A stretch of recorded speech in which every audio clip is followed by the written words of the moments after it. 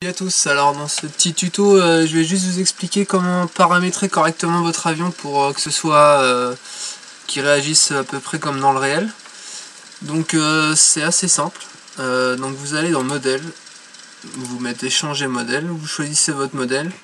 Donc on va prendre par exemple le Shuriken 3D, donc vous le sélectionnez et vous mettez fini. Donc là on va se retrouver avec un modèle qui est modèle de base. Tout petit débattement qui réagit pas très bien. Donc afin de pouvoir faire de la voltige correctement, on va le paramétrer.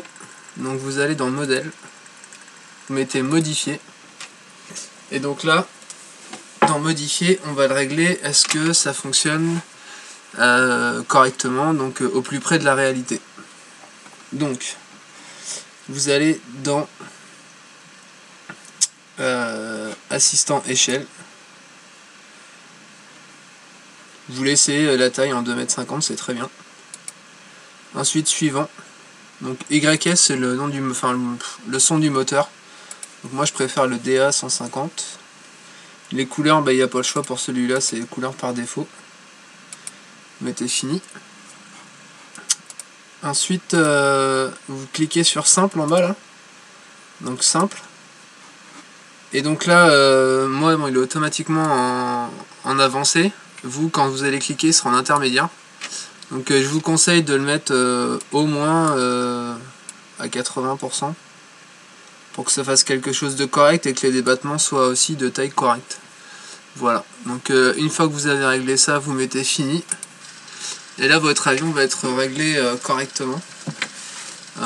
Juste pour vous faire voir que par exemple ça va être plus facile de faire le torque, mais que l'avion va réagir plus comme dans la réalité.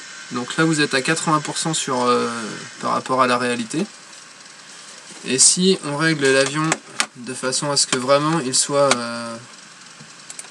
au plus près de la réalité quand vous serez sur le terrain, vous tournez dans modifier, dans simple, et là par contre vous le mettez à 100%. Voilà. Vous allez voir que tout de suite il est un petit peu moins stable. Voilà, il faut beaucoup plus le piloter. Donc ce qui fait que c'est vraiment beaucoup plus près de la réalité. Et au niveau des figures, au niveau de la réaction moteur, il est plus proche du réel. Donc pour commencer les figures, commencez pas non plus en expert quoi.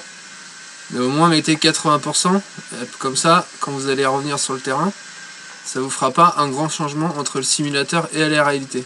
Malgré que tout ne soit pas exactement pareil. Voilà, donc une fois que vous avez commencé à régler ça, après vous pouvez passer au tuto de figure et vous pouvez vous entraîner. Voilà, allez, bon courage!